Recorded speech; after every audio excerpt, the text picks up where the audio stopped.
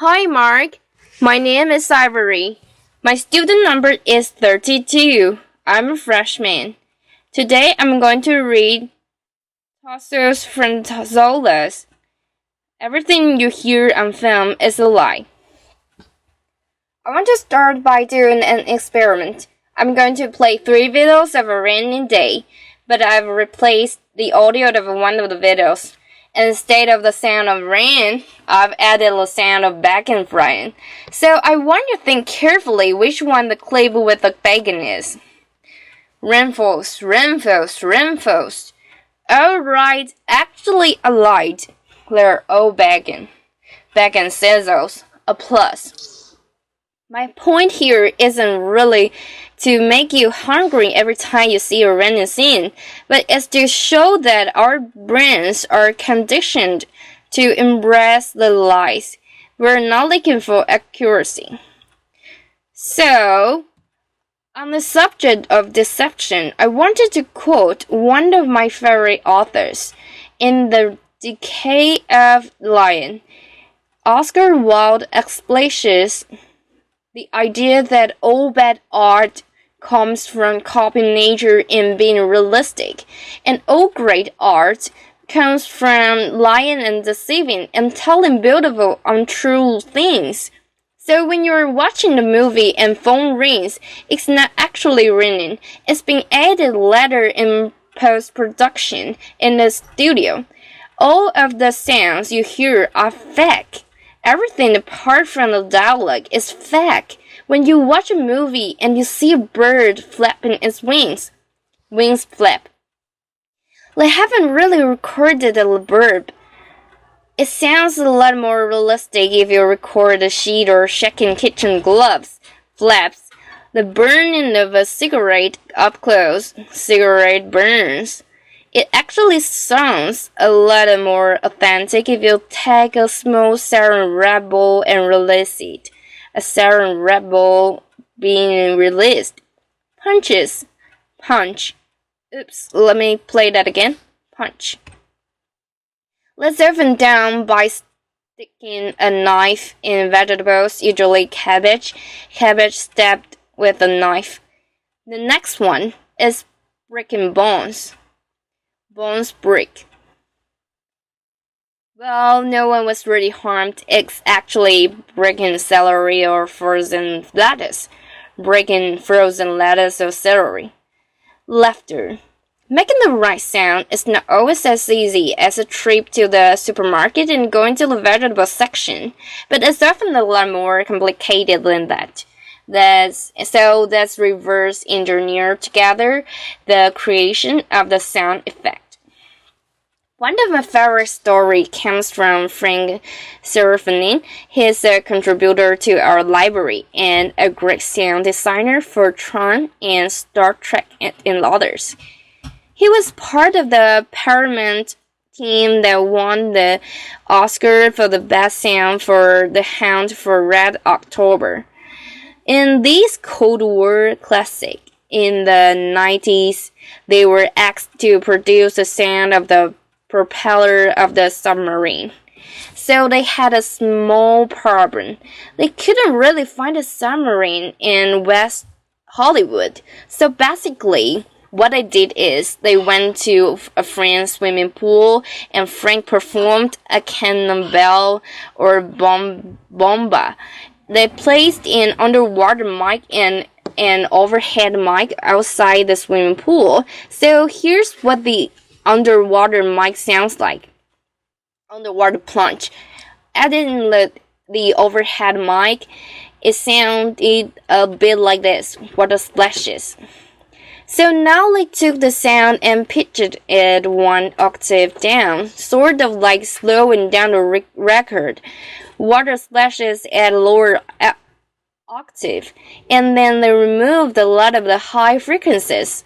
Water splashes, and pitched it down another octave. Water splashes at lower octave. And then they added a little bit of the splash from the overhead microphone. Water splashes. And by looping and repeating that sound, they got this. Propeller churns. So creativity and technology put together in order to create the illusion that we're inside a submarine.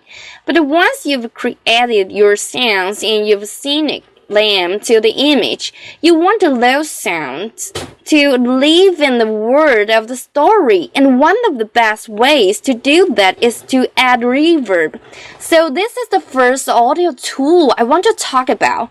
Reverberation or reverb is the persistence of the sound after the original sound had ended. So it's sort of like all the reflections from the materials or the objects and the walls around the sound. Take for example, the sound of a gunshot. The original sound is less than half a second long. Gunshot. By adding reverb, we can make it sound like it was recorded inside a bathroom. Gunshot reverbs in bathroom. Or like it was recorded inside a chapel or church. Gunshot reverbs church. Or in a canyon. Gunshot reverbs in canyon. So, reverb gives us a lot of information about the space between the listener and the original sound source. If the sound is the text, then reverb is sort of like the smell of the sound. But reverb can do a lot more. Listening to a sound with a lot less reverberation than the on-screen action is going to immediately signify to us that we're listening to a commentator, to an objective narrator that's not participating in the on-screen action. Also, emotionally intimate moments in cinema are often heard with zero reverb, because that's how it would sound if someone was speaking inside our ear. On the completely other side, adding a lot of reverb to a voice is going to make us think that we're listening to a flashback, or perhaps that we're inside the head of a character, or that we're listening to the voice of God, or even more powerful in film, Morgan Freeman, laughter. So, applause. But what are some other tools or hacks that sound designers use? Well, here's a really big one. It's silence. A few moments of silence is going to make us pay attention. And in the Western world, we are not really used to verbal silences. They are considered awkward or rude. So silence preceding verbal communication can create a lot of tension. But imagine a really big Hollywood movie where it's full of explosions and automatic guns. Let's stop being loud anymore. After a while, so in a yin-yang way, silence needs loudness, and loudness needs silence for either of them to have any effect. But what does silence mean? Well, it depends how it's used in each film. Silence can place us inside the head of a character or provoke thought. We often relate silences with contemplation, meditation, being deep in thought. But apart from having one meaning, silence becomes a blank canvas upon which the viewers is invited to paint their own thought. But I want to make it clear, there is no such thing as silence. And I know this sounds like the most pretentious TED Talk statement ever, but even you were to enter a room with zero reverberation and zero external sounds, you will still be able to hear the pumping of your own blood.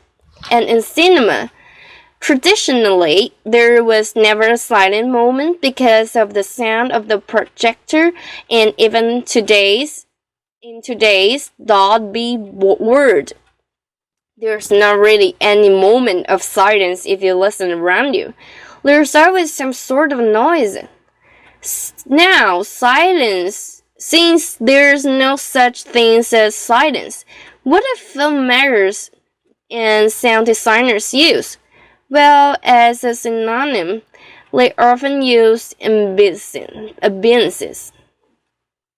Ambiances are the unique background sounds that are specific to each location. Each location has a unique sound, and each room has a unique sound, which is called room tone.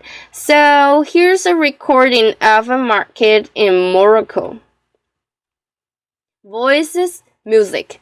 And here's a recording of Times Square in New York. Traffic sounds, car horns, voices. Room tone is the addition of all the noises inside the room. The ventilation, the heating, the fridge. Here's a recording of my apartment in Brooklyn. You can hear the ventilation, the boiler, the fridge in street traffic. Ambiances work in a most primal way. They can speak directly to our brains subconsciously. So birds chirping outside your window may indicate normality, perhaps because, as a species, we've been used to that sound every morning for millions of years. Bird chirp.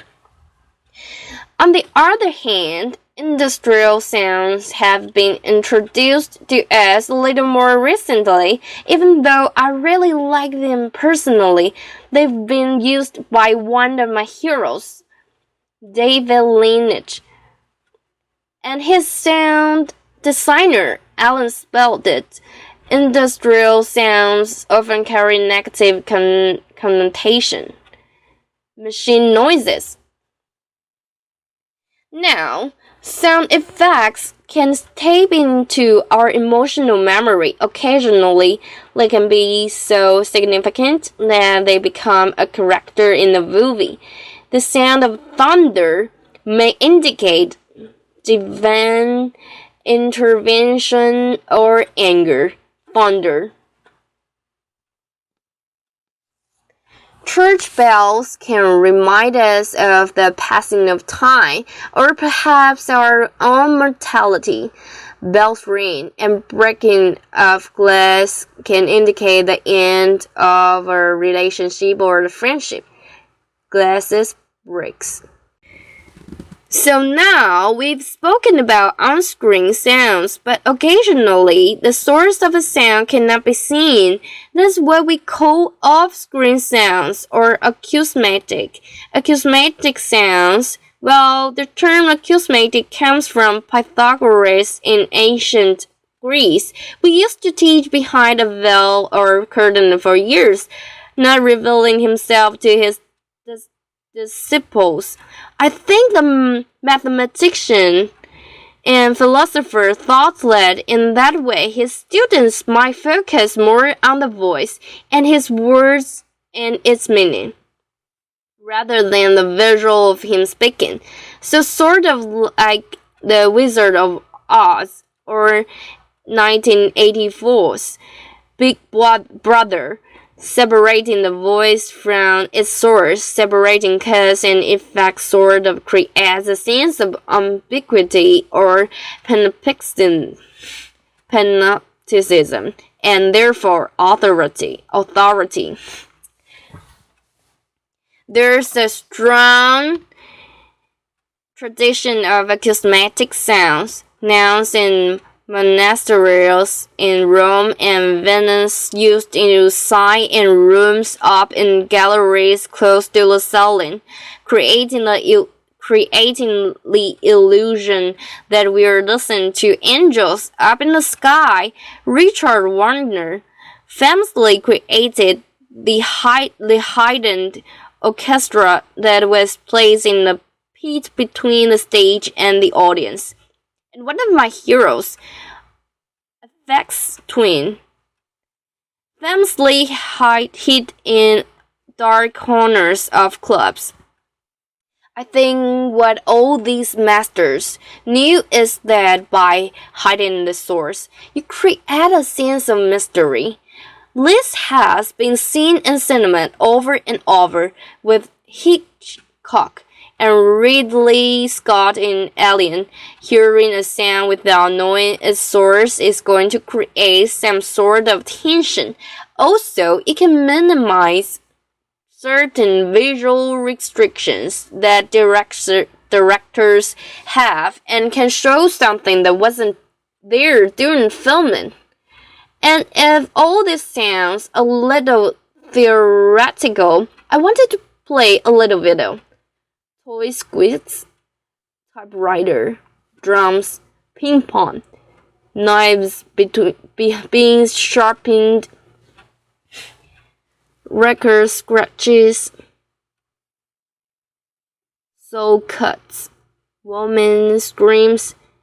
What I'm sort of trying to demonstrate with these tools is that sound is a language. It can trick us by transporting us geographically. It can change the mood. It can set the place. It can make us laugh or it can make us scared.